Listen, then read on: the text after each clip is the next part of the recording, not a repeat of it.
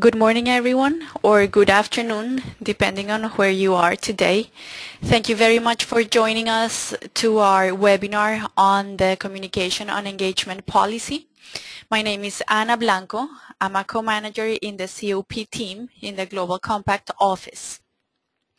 Today's webinar has been designed for non-business participants.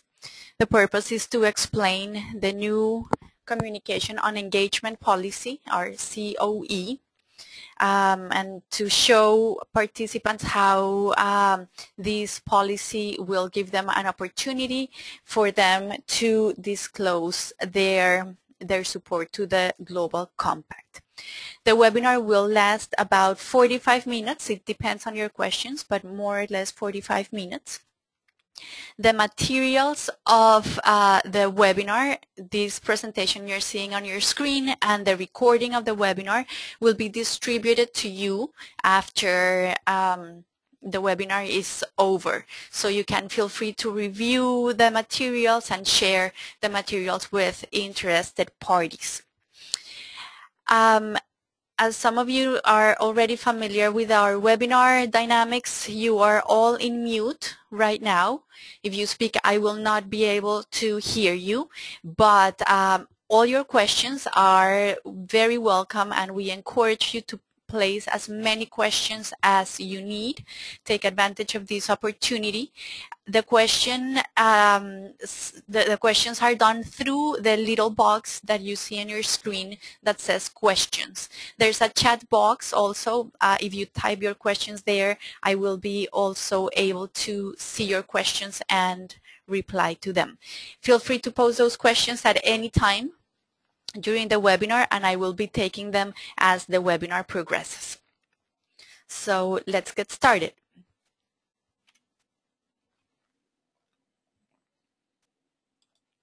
Our webinar today has 4 parts. We're going to go through the objectives for today. We're going to go through the origins and the purpose of this new policy. We're going to go into the details of the policy and what are the next steps that non-business organizations should follow. As of today's objectives, we want to help non-business participants in the Global Compact or non-business organizations who are considering joining the Global Compact to understand where did this policy come from.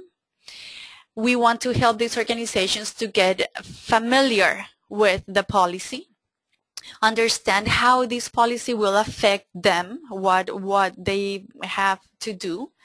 And we want to equip non-business participants to report on according to the new policies.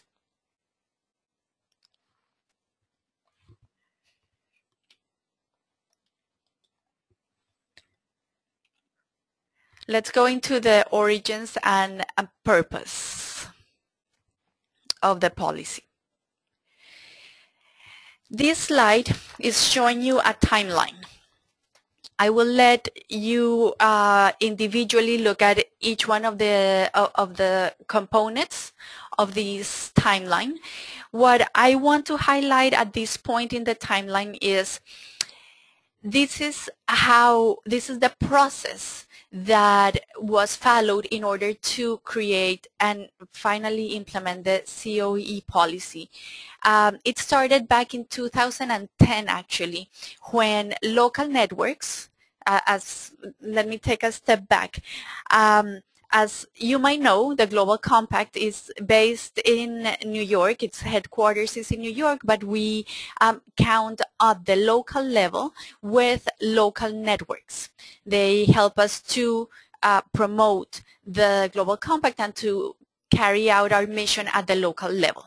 So back in 2010, local networks from around the world, it was across the board, they started coming to us with some concerns they had on the non-business participation component in the Global Compact. We'll go into more detail on which were these concerns in a later slide. For now, I just want to tell you in 2010, local networks started to come in with these concerns.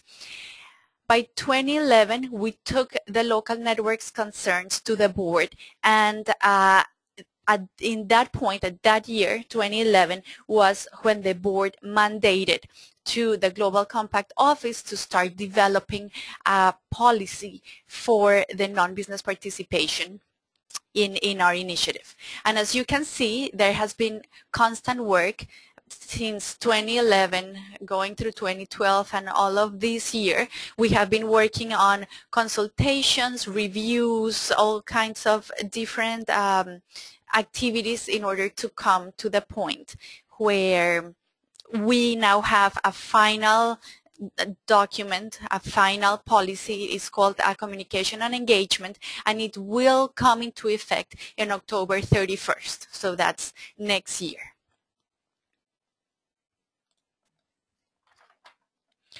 This slide shows the consultation process. The communication and engagement policy was not something that we took out of our sleeve. We didn't sit here in New York and wrote this document. Our local networks didn't come up with it either.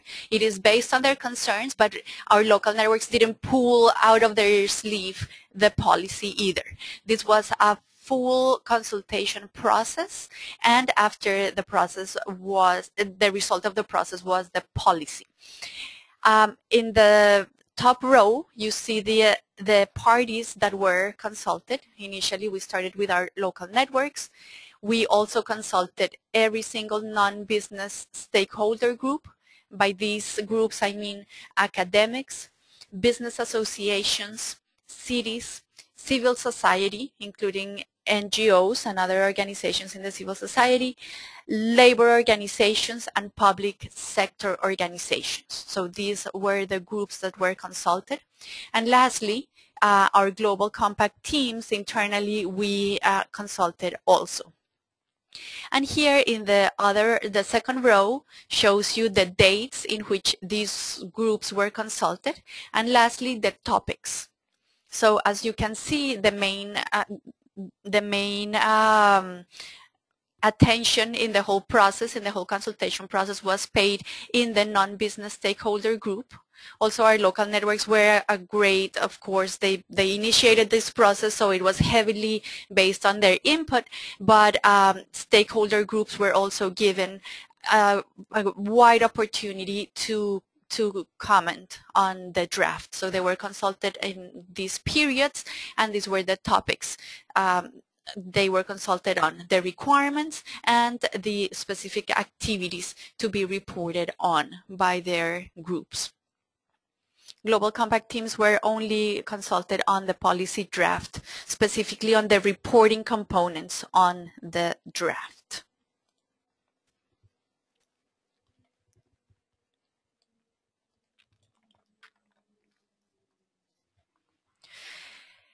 The main purpose of the COE policy, the Communication on Engagement policy, is to maximize the potential of non-business participants in the initiative.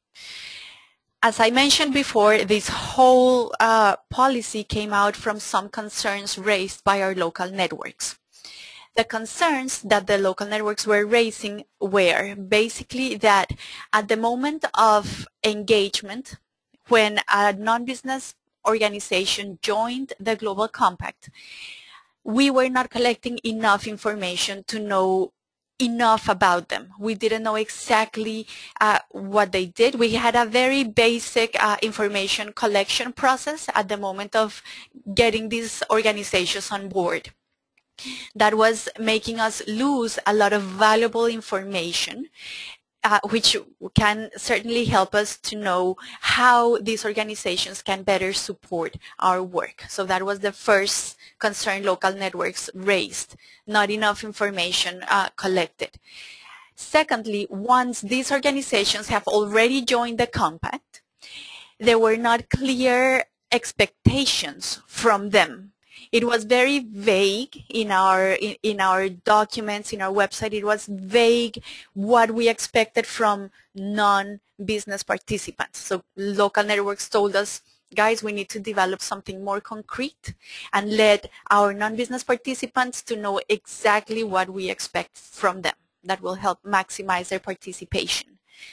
Lastly, local networks also raised the concern, and we totally agreed with them, that non-business participants didn't have any reporting requirement. Companies that join the Global Compact are required to report every year. If they don't require it, there are certain consequences. It can eventually lead to that company's expulsion from the Global Compact. There was nothing like that for non-business participants. That was creating some issues. The main one is that non-business participants were not having the opportunity of showcasing publicly through our website their efforts in supporting the Global Compact. The second problem that it was creating was that some organizations that in reality they were businesses and they were constituted under national laws as businesses, but they realized that non-business participants didn't have a reporting requirement. They would mark themselves as non-business participants in our platform. That way they could appear in our website.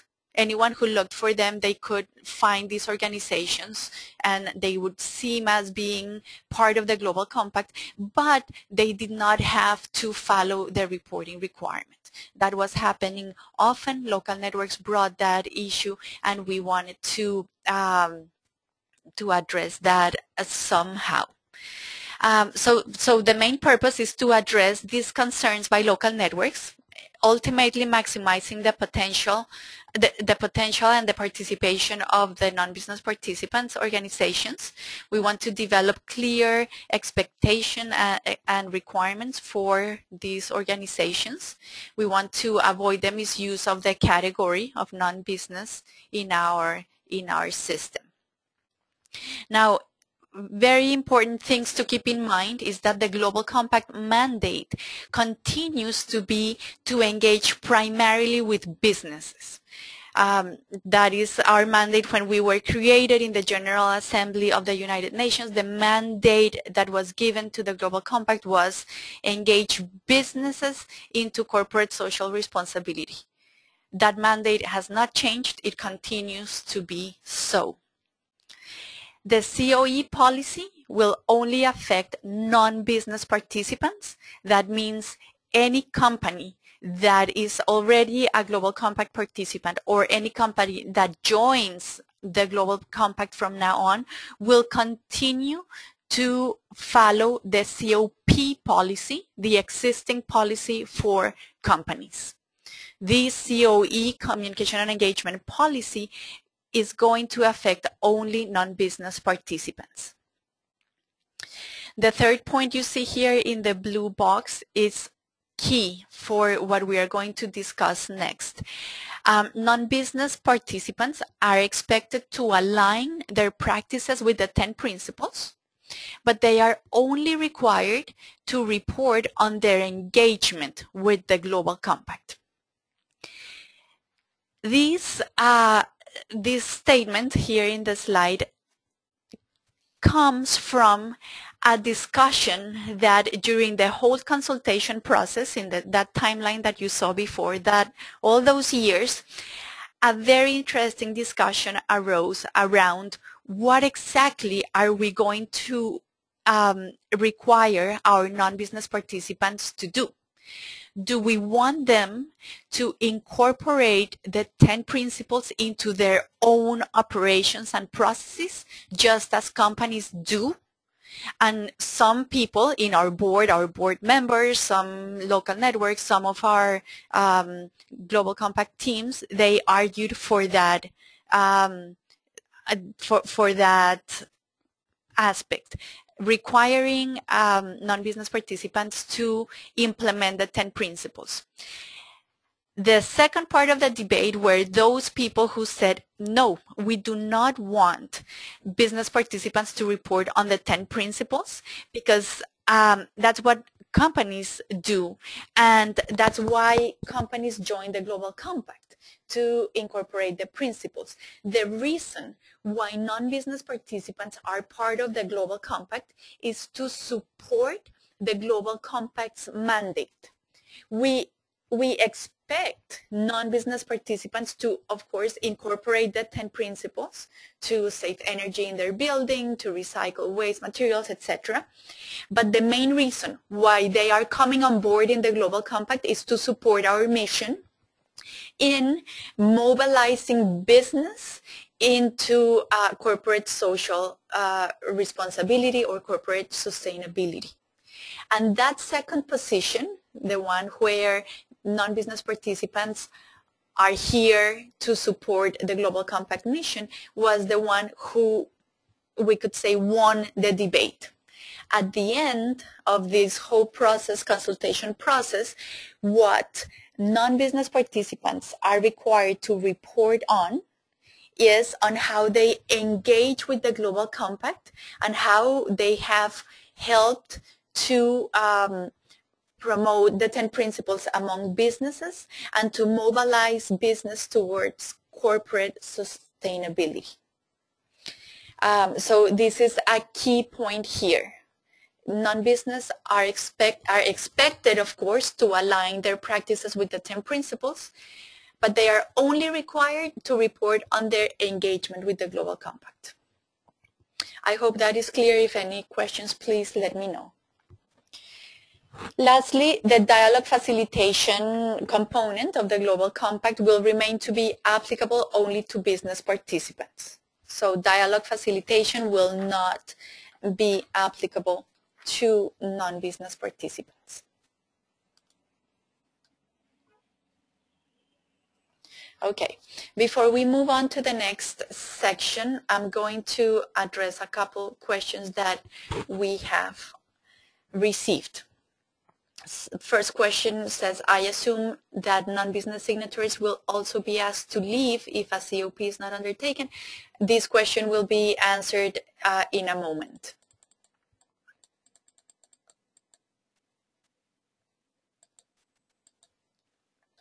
Okay, so very interesting question.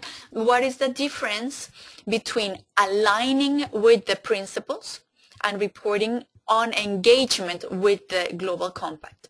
Surely, the participant says, surely if one signs to the Global Compact, one signs to the 10 principles.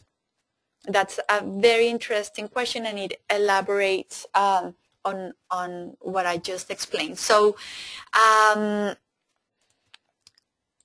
as I mentioned, the Global Compact was created initially. This is a little bit of history about the Global Compact. The Global Compact was created in the General Assembly with the mandate of engaging businesses towards corporate sustainability. That was it. Our participants were meant to be businesses. And that's how the Global Compact started.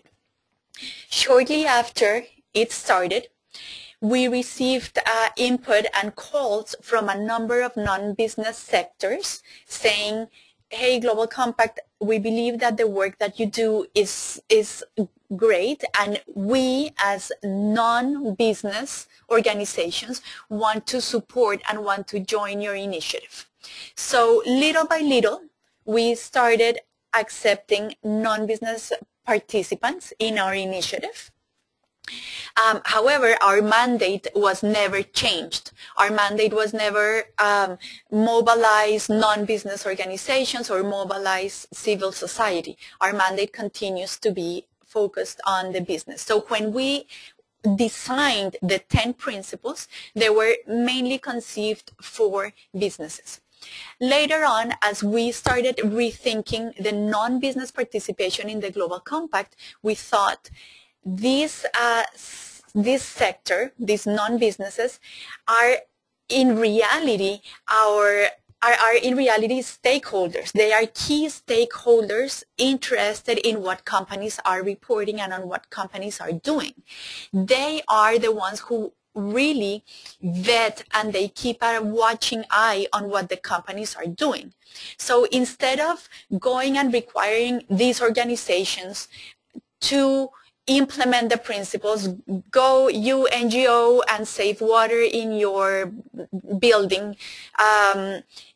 We expect them to do that, of course, but we see that that NGO, just as an example, I'm taking an NGO, that NGO, what they can really do, the way they can really add value to our initiative is by engaging with us in our mission of mobilizing businesses towards corporate sustainability. So at the end, this part of the debate is reflected in the policy. In the report, we are not that interested in seeing how your NGO saves water in your building. We assume you are doing it because we assume your NGO is a responsible citizen.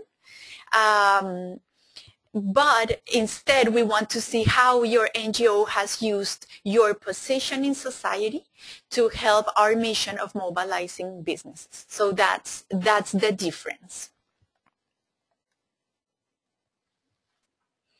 Okay, I have a couple other questions that will be addressed in the next sections, and I will continue. So let's go into the details of the COE policy. I think this next section will address a lot of the questions that we have pending right now.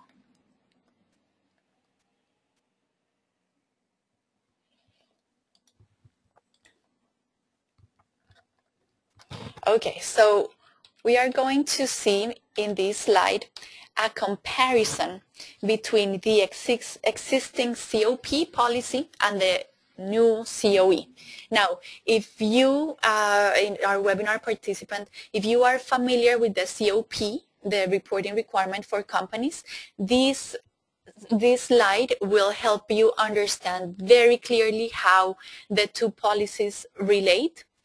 If you are not familiar with the COP policy, this is a great opportunity to learn what companies are doing and what they have been doing for years now, and how it relates with what non-business participants will start to do as of October 31st. What you see here on the blue box is the COP policy. It's a very basic summary of what our COP policy is, what companies are doing right now. When they report, they have to fulfill three main requirements. One is a letter of support by the CEO, a description of actions in all of the 4 issue areas, and a measurement of outcomes. That's basically what they do. Another very important aspect is that this report that companies do is not a report for us, for the Global Compact. It's not a report for the United Nations. It's not a report for their local network. It is never meant to be like that. This report is a report to their stakeholders. That is the main aspect of that. Now, the COE policy, the Communication on Engagement policy, it's for non-business, and it mirrors the COP. It is not a communication to the Global Compact. It is not a communication to the United Nations. It's a communication to stakeholders. And let me, in the past slide, I forgot to conclude my explanation. The COE, this name, Communication on Engagement, comes from that whole debate on we want non-business participants to engage with us. That's the main reason why we want non-business participants in our initiative, is to engage with us, help us mobilize businesses. That's why this policy for non-business participants is called Communication on Engagement. For companies, we call it Communication on Progress, because we want them to show progress on their implementation of the principles. So that's the difference in the two policies. The COE policy mirrors the COP in the 3 requirements. You will see that the 3 requirements correlate. The first one is a statement of continued support by the chief executive or equivalent in the organization. The second one is a description of actions. We'll go back to this one in a minute. And the third one is a measurement of outcomes. Same concept, 3 main requirements. The main difference of the two policies is that while businesses have to report on the 4 issue areas, non-business participants will have to report actions on the activities suggested to each organization type. So as you all know, because our participants today are non-business participants, so you know when you join the Global Compact, as of today, depending on your type of organization, the Global Compact has a list of we call them suggested activities for you to perform as a participant in the Global Compact. So if you can go to our website, they are there. Academics have a list of suggested activities. Business associations have a list of suggested activities. Cities do so, and so on and so forth. This list of suggested activities was for each group, for each type of organization, was created by representatives of these organizations. So for example, for the academic group, it's not that we in New York sat down and created a list. No. What happened was academics have a group represented primarily by PRIME. We call it PRIME, is a group within the Global Compact, and a group of other academics, they sat down and they crafted the list. Business associations, representatives from different regions and different sectors, they sat together and they developed the list, so on and so forth, with each one of the organization types. So that's the main difference between the two policies. Companies have to report in all of them, in all of the issue areas. Non-business participants have to report on actions that they have taken in the suggested activities. The other difference is non-business participants will not have to report on all of the actions suggested to them, but they have to report in at least one activity. At least one. Not all of them, but at least one. Let's see, I keep talking about the actions and mentioning them over and over again. This is a picture of our website. If you go up here where it says how to participate, you can click on non-business participation. The page will show you a list of all the organization types that we currently have as non-business participants. If you click on your organization type, in this case, I clicked on business associations and it took us to this page. Under the page of business association, as an example, you will see the list of activities suggested to them. It's typically a list of 6-7 activities, is not more than that. And as I said before, if you are a business association, just for the sake of an example, what you would do is you would create your report and you would go and see what are the suggested activities for you, and you would have to include in that report at least one of them. If you, in your normal activities, you cover all of them or 3 or 4 of them, the better. The better, arguably. But if you cover only one, that's fine. You have fulfilled that requirement.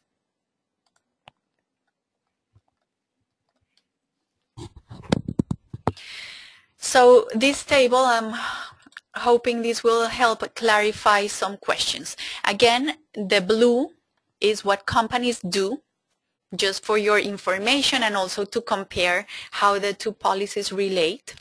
And the other column is what our new policy for non-business participants will have to do.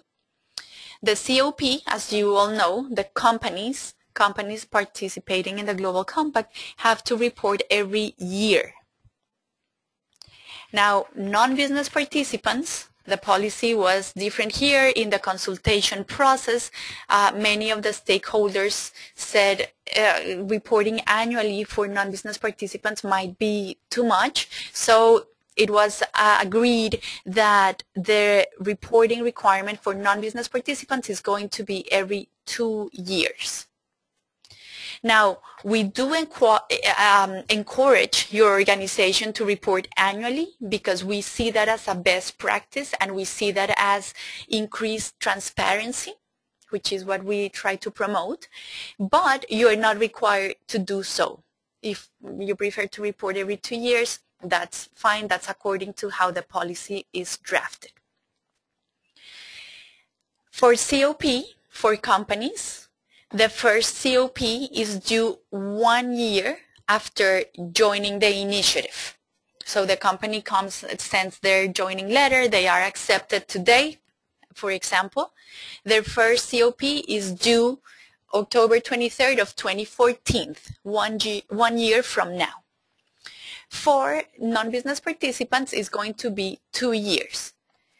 If they join today, their COP will be due 2 years from today. We will see in a minute what will happen with existing non-business participants. Please hold on that question for a minute. Companies must submit their COP, their report, through our website online. Non-business participants will have to do the same. For companies, the self-assessment, when they submit their report, they have to fill out a self-assessment. That self-assessment determines the level. As you know, companies are classified in our system as GC Active, GC Advanced, GC Learner, and that's how their COPs are classified. For non-business participants, the levels will not be applicable. For non-business participants, it's going to be either they reported when they had to report by their deadline or they didn't, period. No levels for them. Non-business will still have to fill out a self-assessment at the moment that submitting the report. We will see a slide on that in a minute, but it will not, the report will not be classified as advanced or learner. It will just be their report. A PDF is required for both. For companies, and this will apply exactly the same for non-business, as you know, companies that do not report by their deadline, they are labeled as non-communicating. And they remain being non-communicating until they submit their report or until a year goes by with them being non-communicating. So that rule applies exactly the same for non-business participants. If your deadline comes, let's suppose this company joined October 31st, for example, of this year. That non-business participant is required to report 2 years afterwards, October 31st of 2015. If that organization does not report by that date, they immediately are labeled as non-communicating in our system, and it's publicly displayed that they became non-communicating because of a lack of communication, of reporting. If they remain 1 year as non-communicating without submitting their report, they will be expelled, and that's exactly the same for companies, and it's applicable also for non-business participants. And lastly, companies can modify their deadline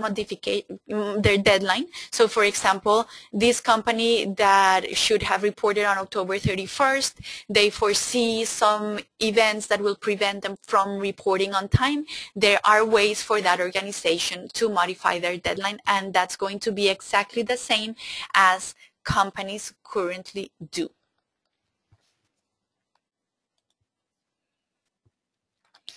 This is an example I think this example will help us also to clarify some of the questions. And also, sorry, I went ahead a little too quickly. And this also addresses the case of non-business participants that are currently existing in the Global Compact. So if you are an existing organization, regardless of the date that you joined, and also regardless of the date that you have submitted a previous report, some organizations have submitted a previous report. So existing organizations will have this deadline. And if, sorry, I keep doing that. The COE policy enters into effect in October 31st. So this is the moment of enacting the COP policy. Your organization will have to report by 2015, October 31st. That's the first COE due under our COE policy. There are two options on that date in 2015. Either your organization reports on time or your organization does not report by this deadline. If your organization reports on time, then your next report will be due 2 years after that report, meaning October 31st, 2017, 2 years after that. If your organization does not report on time, then you will be that day at 10 p.m. It's automatic. It's not something that we manually do. It's automatic. Our system at 10 p.m. New York time labels your organization as non-communicating. And you will remain as non-communicating for 1 year until October 31st of 2016.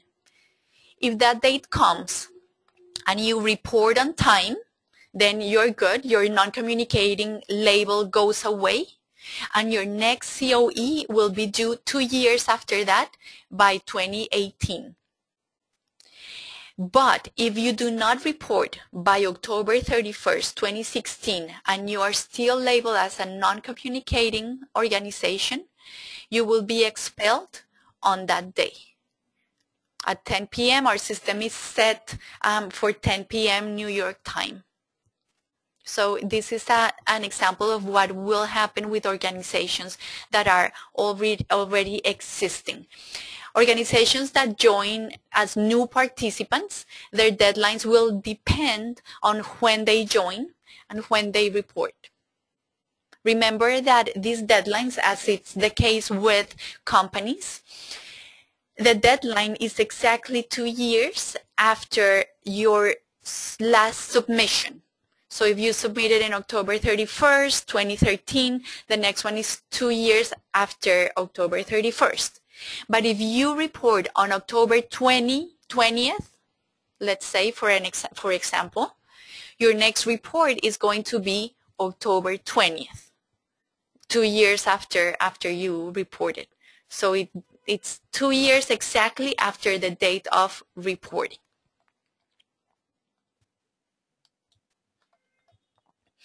And this is an example. This next slide shows you the self-assessment that I was talking about. It's a very brief questionnaire. You submit your report. It's a very intuitive process. When you go online and you click the boxes, the system takes you almost by the hand.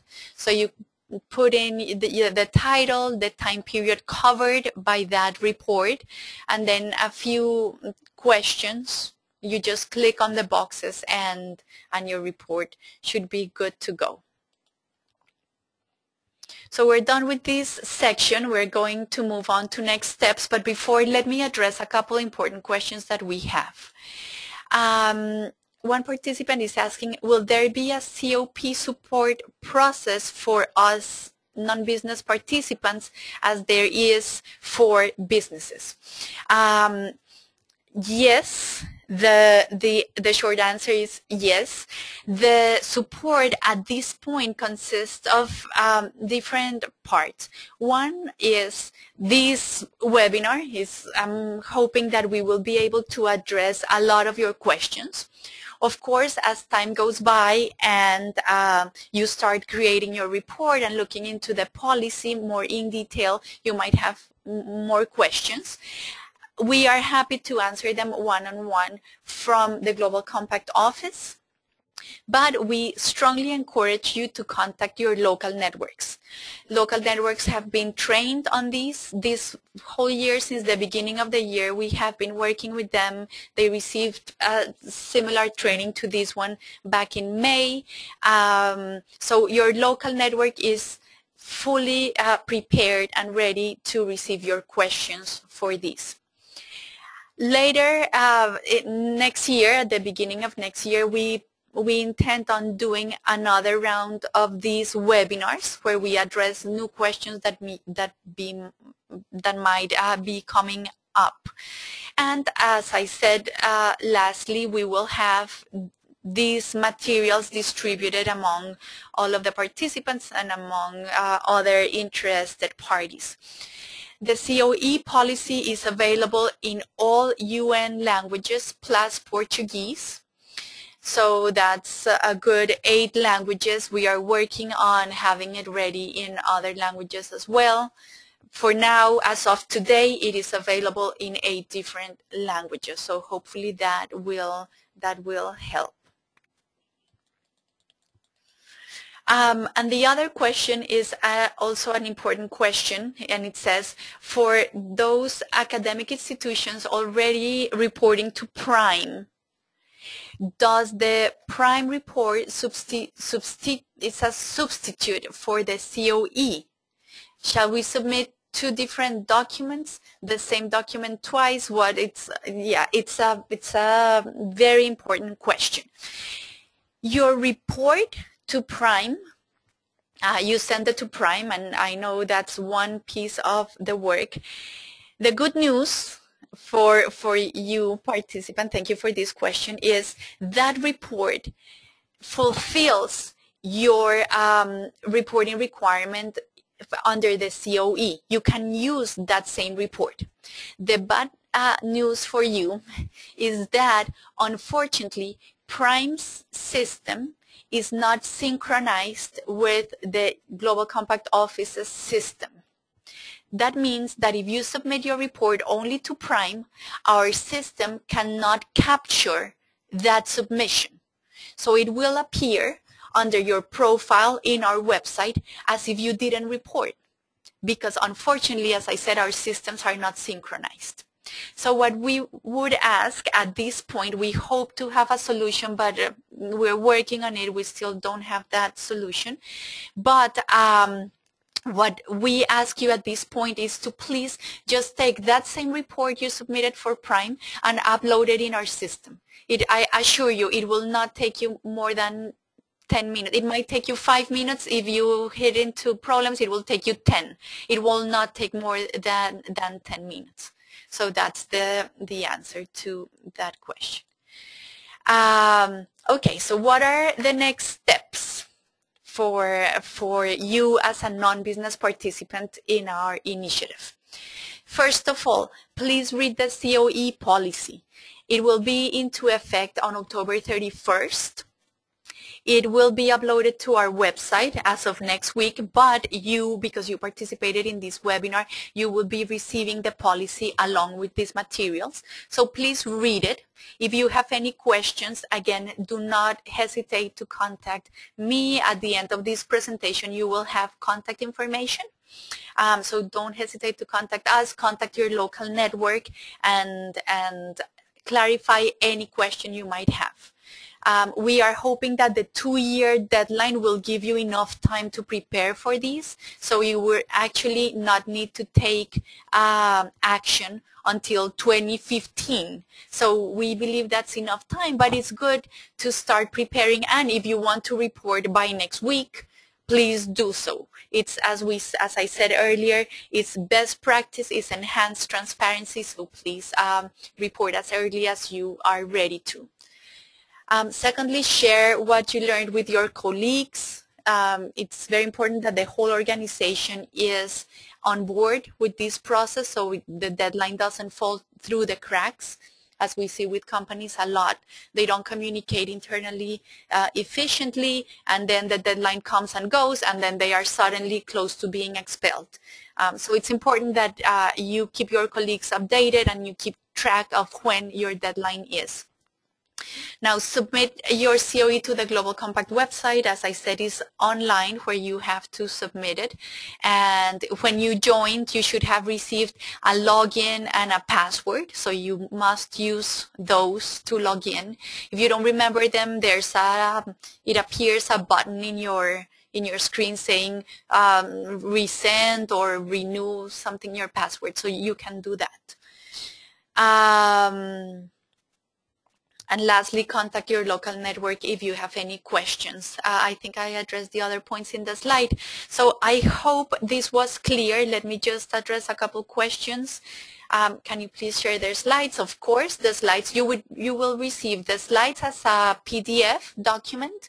You will receive the policy as a PDF document, and you will receive a link with the recording of this webinar. So you can share it, listen to it again, etc. I assume that my local network based in the UK is the UK, or is it something else? Your local network is typically where you are located. So if you're in the UK, we have a UK local network. It's a good local network. They are on top of our materials or topics. They have, I know for sure they have training activities down the road. So I strongly encourage you to contact them. If you happen to be in a country that does not have a local network, for example, we don't have a local network in Guatemala, feel free to contact me and I will direct you to the most appropriate local network to help you. And lastly, thank you very much for participating in this webinar. I hope things were clear. As I said, any question, please send it to me. I'm Ana Blanco. My colleagues Gordana and Sarah are also on the call. Are also on call for any questions you may have. And of course, your local network representatives will be of great help.